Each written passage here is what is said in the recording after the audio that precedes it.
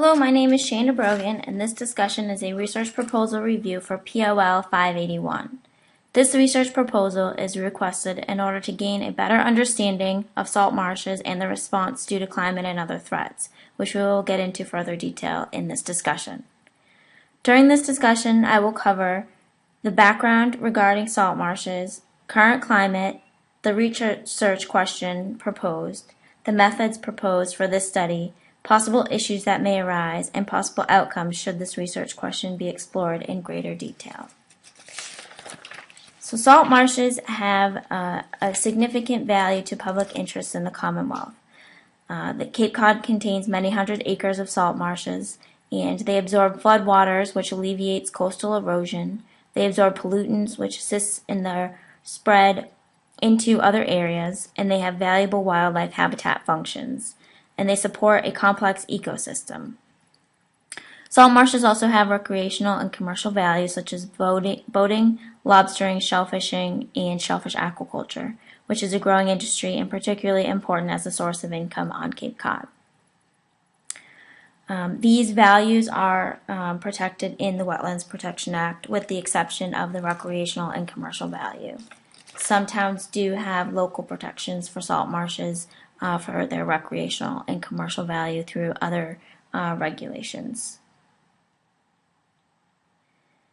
So with the salt marsh being the constant, it is likely being affected by several factors such as more frequent coastal storms, flooding, sea level rise, and it is also under decline in certain locations due to increased nitrogen loading from upland septic systems and stormwater.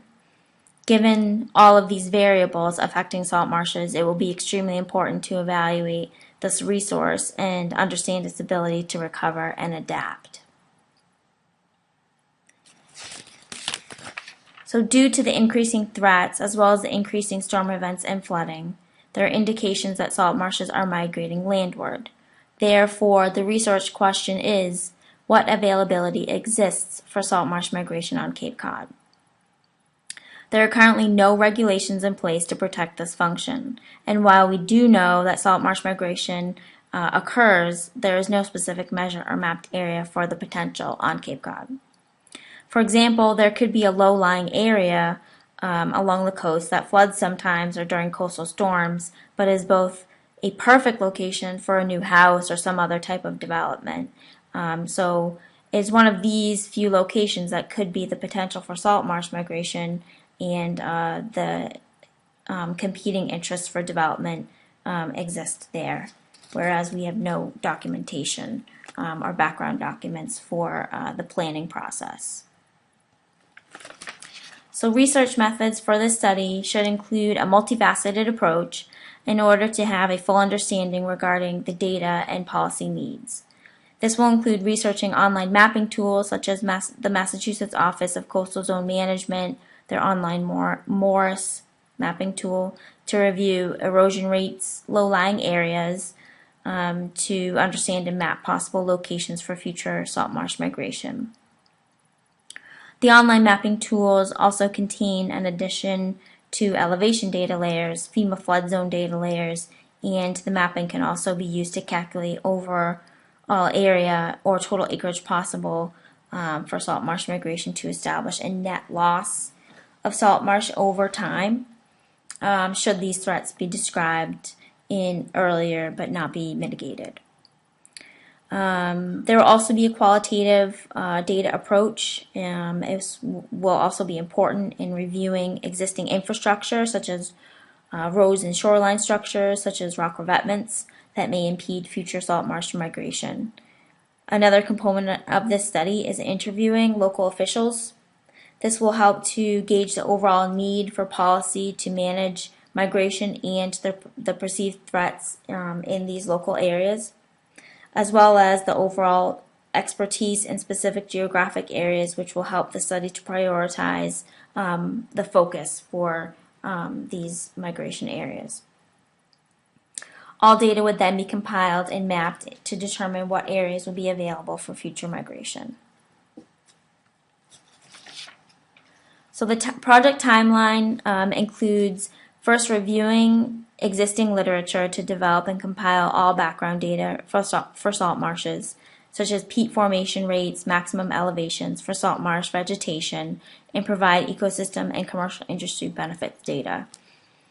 Next, we will evaluate online mapping tools for each location to compile data regarding erosion rates, flooding zones, and elevations to include in the report.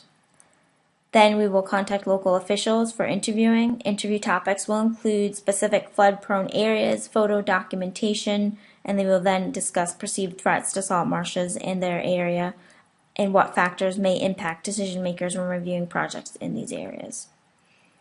Next, we will compile all the data into a planning document that highlights priority areas for each town, while also showing all areas for possible migration, as well as a set of recommendations for decision makers. Then we will set a public information session to present our findings to the public and gather any feedback they may have on the study and report. We may incorporate the feedback into the final document. Then we will finalize the report and make it available for use by residents and decision makers. So the project objective and potential issues include the study will produce a document that will outline all areas that have future potential for salt marsh migration, and specific areas will be highlighted for prioritization and guide in any subsequent policy formation. The document will include aerial maps along with data layers and recommendations for policy actions to assist decision makers. Additionally, some potential issues that could arise during the study include that the scale of the area to review includes the entirety of the Cape, so it may need to be broken down into municipalities or by regions of the Cape, such as the outer, mid, and upper areas. The study, if broken down, could be funded through a grant to ensure that it moves forward.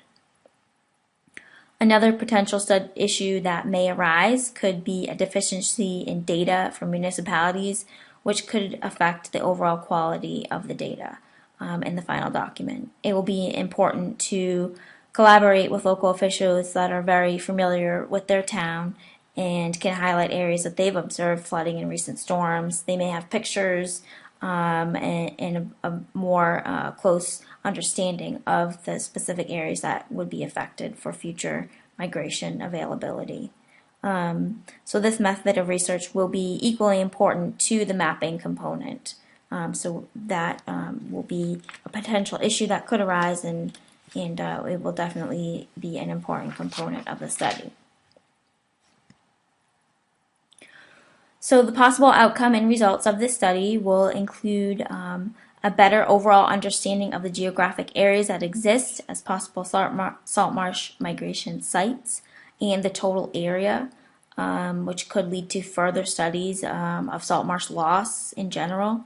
Another outcome would be the prioritized plan for each town, such as planning document that could be used for decision makers, such as boards and committees when reviewing future development projects and other activities in these areas. And lastly, another outcome would be a real set of data to possibly leverage support from the state to recognize landward migration as a salt marsh function of this resource area, as it recognizes and regulates the landward migration of coastal dunes and barrier beaches, but it does not regulate the landward migration of salt marshes. It's not a protected resource function in state regulations. Additional policy outcomes would include salt marsh migration awareness.